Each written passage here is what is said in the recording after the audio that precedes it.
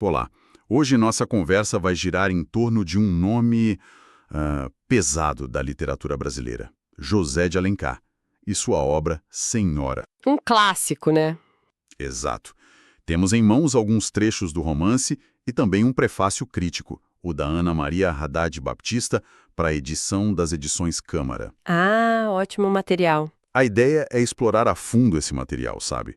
Entender os personagens, os conflitos e por que essa história, escrita lá no século XIX, ainda provoca discussões. Com certeza. Ok? Vamos mergulhar nesses textos? Vamos lá. E situar o Alencar é fundamental, né? Estamos falando de um dos pilares do romantismo no Brasil. Sim, o Guarani Iracema. Isso, obras que buscaram forjar uma identidade nacional, idealizando o indígena, a natureza exuberante, aquela coisa toda. Mas Senhora é diferente, né? É diferente, é de 1875, pertence a outra fase, a dos romances urbanos, faz parte da trilogia Perfis de Mulher, junto com Lucília e Diva. Entendi. E o interessante aqui é que, apesar de manter traços românticos fortes, como, sei lá, a idealização de certos sentimentos, o final redentor... Aquele final bem romântico mesmo. Isso, mas a obra já aponta para o realismo. Alencar faz uma crítica, assim, bastante ácida à sociedade carioca da época. Mirando em quê, especificamente? Olha, principalmente no materialismo, na hipocrisia dos costumes e muito forte na questão do casamento como arranjo social e financeiro. Ah, sim. Isso é central na trama. Totalmente. E o prefácio que a gente tem aqui, da Ana Maria Haddad Baptista, toca num ponto interessante sobre o estilo do Alencar. O que ela diz? Ela menciona que ele buscava uma linguagem mais leve, mais fluida. Parece que ele usava mais frases coordenadas, sabe? Períodos mais curtos. Assim, fugindo um pouco daquela norma culta mais rígida da época, né? Cheia de subordinações, inversões. Exatamente. Qual era o efeito disso? A intenção, segundo o prefácio, era criar uma narrativa mais ágil, que prendesse o leitor pela emoção, pela tensão da trama. Faz sentido. Sem o peso de uma prosa, digamos, excessivamente formal. Isso. Mas essa busca por fluidez não torna o texto superficial, né? Pelo contrário. Não mesmo. O prefácio também ressalta o valor de Senhora como um documento de época. É incrível como Alencar nos transporta para o Rio de Janeiro da segunda metade do século XIX. A corte do império, né? Exato. Ele descreve com detalhes os salões da elite, mas também os ambientes mais modestos, os costumes, a dinâmica social. É quase um retrato vivo. E a própria linguagem, como o prefácio aponta, é um registro riquíssimo. O vocabulário, as expressões da época, o jeito de falar. Funciona como um registro histórico e linguístico mesmo. Sem dúvida. É quase uma viagem no tempo através das palavras. Falando nesses personagens, vamos a eles. A protagonista é Aurélia Camargo. Ah, a Aurélia! Que personagem! Descrita como belíssima, inteligente, a rainha dos salões, mas com um passado de pobreza que marcou ela profundamente. Sim, essa dualidade é muito importante. O prefácio a coloca como uma figura forte, determinada, com uma busca por autonomia notável para uma mulher daquele período. Muito à frente do seu tempo em certos aspectos. Ela tem a beleza e a perfeição quase idealizadas do romantismo, mas usa a inteligência e depois a fortuna de uma forma calculista, quase estratégica. Sim. E o prefácio menciona como ela maneja a sedução de forma sutil, consciente do poder que tem. Interessante isso. E em contraponto direto temos o Fernando Seixas. Ah, o Seixas, o par, ou seria o alvo da Aurélia. Jovem, de origem modesta, jornalista, inteligente. Mas com uma fraqueza moral ali, né? Principalmente diante do dinheiro. Exato. Retratado como moralmente frágil, especialmente diante das tentações do luxo do dinheiro fácil. Ele representa um tipo social comum daquela elite. O homem que busca ascender pelo casamento vantajoso. Precisamente. Alencar explora muito bem a dualidade dele.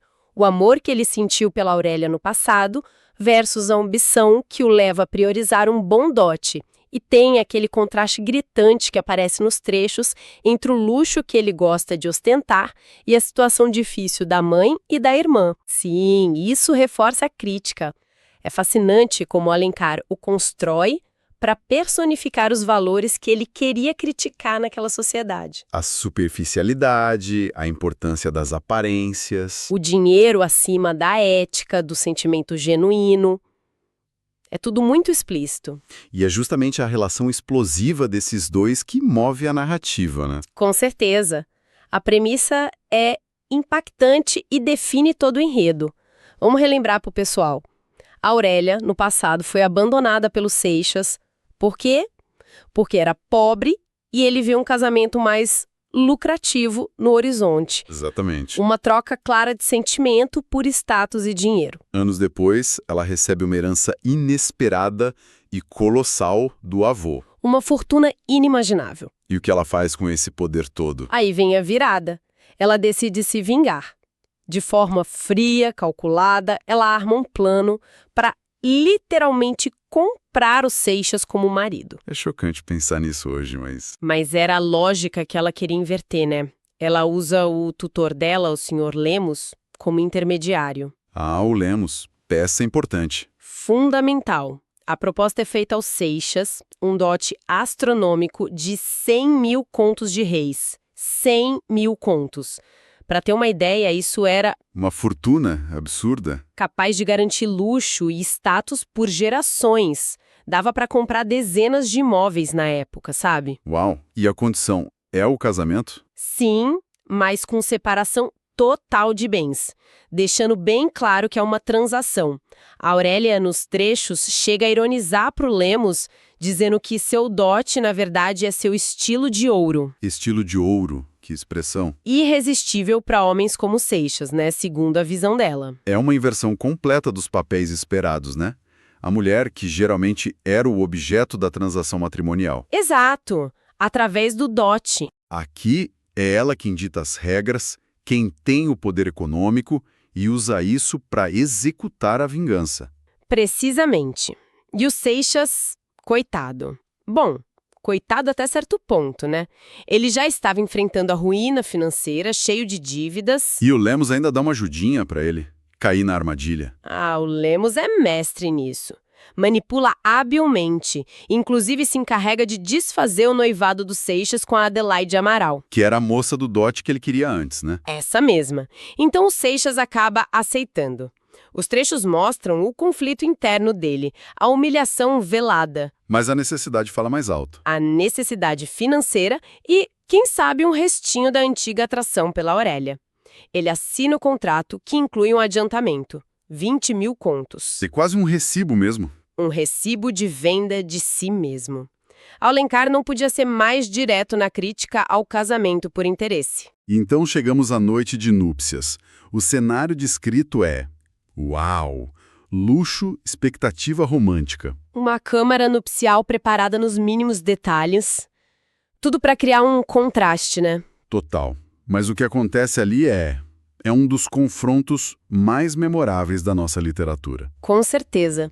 A Aurélia revela o plano, sem rodeios. No lugar da entrega amorosa, vem a confrontação.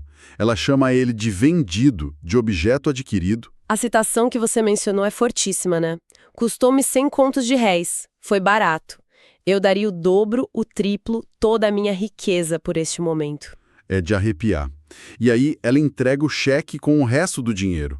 80 mil contos. O ápice da humilhação planejada. É brutal. Qual o impacto disso no Seixas? Imagina, ele é lançado da expectativa de felicidade e riqueza para a realidade crua de ser um bem adquirido. Um escravo branco, como ele pensa. Exatamente essa a expressão que ele usa mentalmente nos trechos.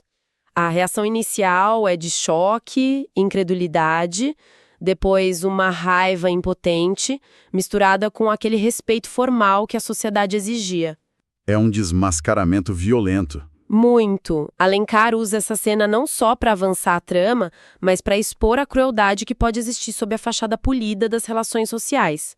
Para mostrar como o dinheiro pode corromper e coisificar o humano. E depois dessa noite, como eles seguem vivendo? A parte do livro chamada Posse explora isso, né? Isso, a posse. Eles moram na mesma casa, mas em universos paralelos, totalmente separados. Os trechos mencionam detalhes como apartamentos separados, cada um com sua chave. Exato. Mantém as aparências em público, claro. O casal elegante, rico, que frequenta bailes, a ópera. A fachada social. Mas, na esfera privada, a relação é um campo minado. Diálogos cheios de sarcasmo, ironias disfarçadas de cortesia. Uma tensão constante. Uma guerra fria doméstica, então. É uma boa definição. E as relações de poder são explícitas. A Aurélia, com o controle financeiro e a superioridade moral que ela sente naquele momento. Derivada da vingança dela. Isso, ela domina a situação. E o Seixas vive subjugado, constantemente lembrado da sua condição. Que situação psicologicamente desgastante. Demais, Alencar explora isso com maestria.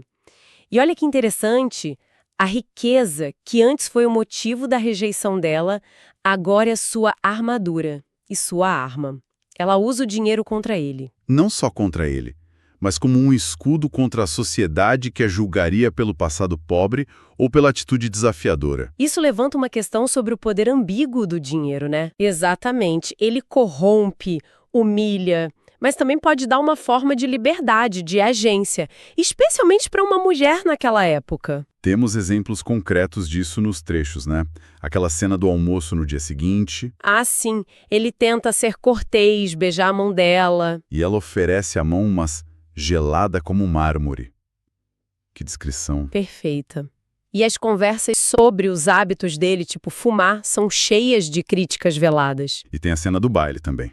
Muito reveladora. Nossa, sim. Dançam uma valsa intensa, quase febril, cheia de atração e repulsa ali, contidas. Ela chega a desmaiar nos braços dele. Exato. Mas logo depois no tocador, quando ele demonstra uma preocupação que poderia ser vista como sentimento, Ela corta na hora. repele com frieza, reafirma o controle, a distância. É um jogo constante de aproximação e rejeição. Mas pra gente entender essa mágoa toda da Aurélia, essa vingança, o Alencar usa flashbacks, né? O prefácio até menciona isso. Sim, na parte quitação. É fundamental para entendermos a profundidade da dor dela. Aí a gente descobre a história sofrida dos pais dela. A pobreza que ela enfrentou com a mãe, o início daquele amor puro, idealizado pelo Fernando Seixas, E a traição dele. o abandono explícito por falta de dote. Isso. Ele preferindo buscar o dinheiro da família da Adelaide e Amaral.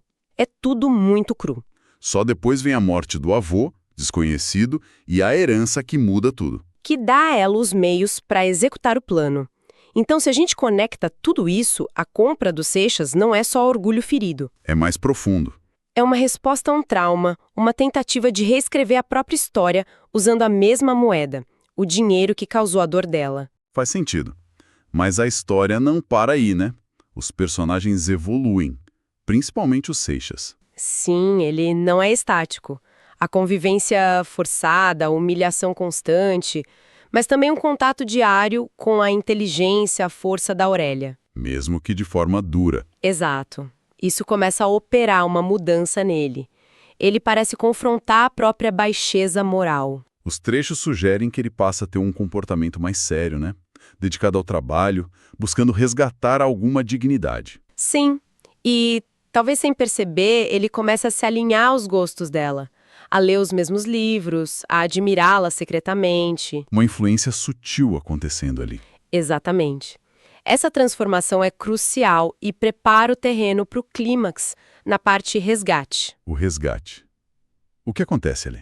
O Seixas, que vinha trabalhando secretamente e investindo, recebe um retorno financeiro inesperado de um negócio antigo, algo chamado privilégio. Um tipo de concessão comercial da época, talvez? Provavelmente, um negócio especulativo que deu certo. E com esse dinheiro, ele junta exatamente 100 mil contos de réis, O valor do dote. mais os juros, calculados pela própria Aurélia. e ele entrega tudo a ela. Nossa. E faz uma declaração formal, diz que está pagando a dívida, não a financeira, mas a moral, para resgatar a honra, a liberdade, a condição de igual. É o ato de quitação que dava nome à parte anterior, mas feito por ele. Exatamente, a inversão final. E a reação da Aurélia, como ela recebe isso? Olha, os trechos descrevem que inicialmente ela mantém a postura fria, quase empresarial, confere o dinheiro, nota por nota. Como se estivesse fechando um negócio mesmo. Isso. Porém, o desfecho da obra, como é típico do romantismo e o pós-fácil da edição menciona, caminha para a reconciliação. Ah, o amor vence no final. Nunca tivesse morrido completamente, quebra a resistência dela. O orgulho e a vingança cedem espaço ao perdão e ao amor redescoberto. Embora os trechos fornecidos não mostrem explicitamente o abraço final, a sugestão é clara. A transação é superada pelo sentimento genuíno. Então, o que a gente extrai de mais importante dessa dinâmica toda? O que fica? Olha, fica que Alencar criou uma obra multifacetada. Dentro de uma moldura ainda romântica, ele tece uma crítica social muito contundente. O casamento como contrato econômico é central. Central e exposto sem rodeios. Há uma denúncia do materialismo, da hipocrisia, da falta de ética da sociedade fluminense da época. E a discussão sobre o dinheiro, né? O poder ambivalente dele. Sim, que humilha e corrompe, mas que também pode empoderar, como no caso da Aurélia. E ela, Aurélia.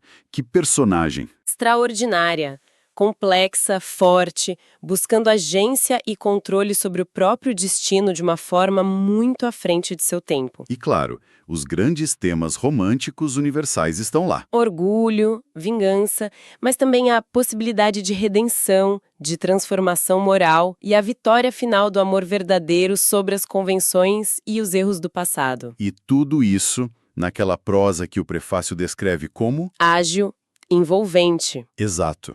Mesmo sendo um texto do século XIX, com o vocabulário da época, Alencar consegue criar uma narrativa que prende, que emociona. A gente sente a tensão entre os personagens, as descrições de ambientes, os costumes, ajudam a criar essa imersão no Rio de Janeiro imperial. A leveza e a tensão caminham juntas, como o prefácio bem aponta. É uma habilidade notável, sem dúvida. E reside aí, talvez, a relevância duradoura de Senhora. A obra toca em conflitos humanos e dilemas sociais que continuam atuais. A pressão do dinheiro nas relações, o peso das aparências. A busca feminina por autonomia, a complexidade do perdão, da reconstrução de laços, são questões que ecoam até hoje, né? Verdade? Senhora se destaca por essa ponte que constrói entre a idealização romântica, a crença na redenção pelo amor e um olhar crítico quase realista sobre as mazelas sociais e a natureza humana. Antecipa um pouco o que viria com mais força no realismo brasileiro. Exatamente. É uma obra de transição muito rica. Em suma, então, o que essa nossa conversa mostra é um enredo centrado numa transação que redefine um casamento. Isso. Levando Aurélia e Fernando a uma jornada complexa de vingança, poder, humilhação e, por fim, a uma difícil busca por redenção. E por um amor que precisa ser reconstruído, né?